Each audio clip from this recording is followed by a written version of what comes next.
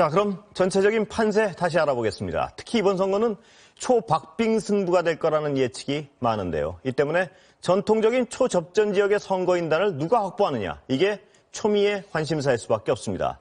전체적인 판세와 초접전 지역의 분위기를 짚어보는 한눈에 보는 미국 대선, 김재경 기자 전해주시죠.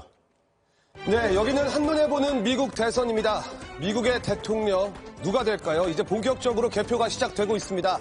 재선을 꿈꾸는 공화당의 트럼프일까요? 아니면 정권 교체를 노리는 민주당의 바이든일까요? 일단 개표가 본격적으로 시작된 만큼 진행을 해보도록 하겠습니다. 자, 미국 대선 지도 한번 보겠습니다. 자, 현재 개표 상황입니다. 민주당의 바이든 후보가 205표, 그리고 공화당의 트럼프가 114표를 얻고 있습니다. 이제 선거인단은 이 정도로 확보할 것으로 보이는데요. 사실 205, 114라고 하더라도 당선이 270과는 거리가 좀 멀어 보입니다. 아무래도 지금 초접전 지역들이 많이 있기 때문인데요. 결국에 이 초접전 지역들의 유권자들이 누굴 택하느냐에 따라서 백악관의 주인이 가려질 것으로 보입니다. 자, 전체적인 판세 한번 보겠습니다. 지금 보면요, 전반적으로 이 빨간색이 중부 내륙 지역을 중심으로 보이고 있습니다. 이 색깔은 공화당의 색깔입니다. 그러니까 전통적인 보수층이 있는 지역들이죠. 공화당을 지지하는 지역들인데 이 지역들은 중부 내륙 지역 중심으로 있고요. 또 보면은 약간 사이드 쪽으로 해안가들 중심으로 민주당의 색깔 푸른색이 보입니다. 특히 이 동부 지역으로 한번 가보겠습니다. 이 지역은요, 매사추세츠나 뉴저지, 메릴랜드처럼 면적은 좀 좁은데 인구는 많은 지역들이 몰려 있습니다. 아무래도 외부에서 들어오는 인구가 많고 그만큼 유색 인종도 많습니다. 이 때문일까요? 이 지역들은 대표적인 민주당의 텃밭들입니다. 여기서도 보듯이 인구가 많은 만큼 할당된 선거인단도 많기 때문에 지금 민주당의 지지층을 이루고 있습니다. 하지만 지금 이 파란색과 빨간색이 비슷하게 지금 박빙의 승부를 보이고 있는데요. 결국에 이번 승부는 이 회색, 그러니까 초접전 지역들에서 결정이 날 것으로 보입니다. 그렇다면 이 초접전 지역은 도대체 어떤 곳인지, 또 이곳의 특징은 지금 현재 상황 어떤지 한번 보겠습니다. 자, 북부 지역으로 한번 가보겠습니다. 러스트벨트입니다. 이 러스트벨트는요, 직역하자면 녹슨 지역입니다.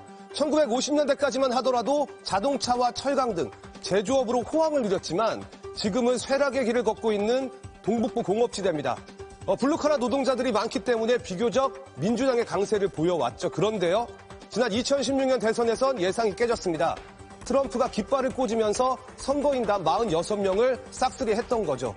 자, 이번에는 어떤지 한번 보겠습니다. 현재 개표 상황 한번 보면요. 위스콘신 선거는 10명이 달려있는데요. 트럼프가 51.4%의 득표율을 올리면서 민주당 바이든 후보를 조금 이기고 있습니다. 물론 지금 개표 초중반이긴 해서 이 수치가 바뀔 수는 있겠지만 사실 위스콘신의 경우에는 기존 여론조사 평균치가 6%포인트 이상 바이든이 앞섰던 곳입니다. 그런데 정작 뚜껑을 열어보니까 지금 트럼프 후보가 굉장히 선전을 하고 있는 거죠. 미시간주도 마찬가지입니다. 지금 16명의 선거인단이 달려있는데 이곳도 한 3-4% 정도 포인트 정도 여론조사에서 민주당 바이든 후보가 앞서 있었던 곳이죠. 그런데 지금 개표를 해보니까 트럼프 현 대통령이 54.5%의 득표율로 앞서가고 있습니다. 펜실베이니아도 마찬가지입니다. 이 러스트벨트 아까 이 세 곳 중에 한두 곳 정도는 바이든 후보가 가져와야 이번 선거를 편하게 치를 수 있을 것 같은데 이 펜실베이니아 20명이 달려있는 이곳도 역시 트럼프 후보가 56.5% 득표를 보이면서 앞서 있습니다. 어쨌든 이 러스트벨트에서는 트럼프의 초반 선전은 유의미하다 이렇게 볼 수 있겠고요. 자, 그러면 남부로 한번 가보겠습니다. 남부는 선벨트 지역이 주로 접전 지역입니다. 태양빛이 강한 남부지대. 이렇게 지금 직역을 하자면 이런데요. 전통적으로 공화당의 텃밭입니다. 때문에 트럼프로선 한 곳만 잃어도 치명타를 입을 수 있는 곳들이 꽤 있습니다. 우선 애리조나로 한번 가보겠습니다. 애리조나는요, 지난 대선에서 트럼프가 여론조사든 실제 개표든 어느 정도 승리를 거뒀던 곳입니다. 그런데 정작 여기선 또 반대 상황이 벌어지고 있습니다. 53.6%의 득표율을 얻은 바이든 후보가 45%의 득표율을 보이는 트럼프 후보를 앞서고 있는 거죠. 물론 초반이긴 하지만 이거 하나만 보면 남부에서는 오히려 바이든의 초반 선전이 있다 이렇게 볼 수도 있겠고요. 그런데요, 트럼프 입장에서는 지금 이걸 뺏기면 사실 11표 정도를 이제 뺏기는 거니까 조금 안심이 될 수가 없는 상황이긴 한데요. 사실 여기보다 텍사스가 더 큰 문제긴 합니다.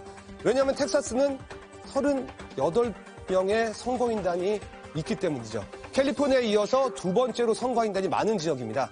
지난 대선에서는 트럼프가 여유 있게 이기긴 했습니다. 그런데 이번에 여론조사에서 박빙의 승부가 나면서 과연 이번 선거에서 어떤 결과가 나올지 초미의 관심사였는데요. 텍사스에서는 어쨌든 트럼프 후보가 52.1%의 득표율을 보이면서 바이든 후보를 앞서고 있습니다.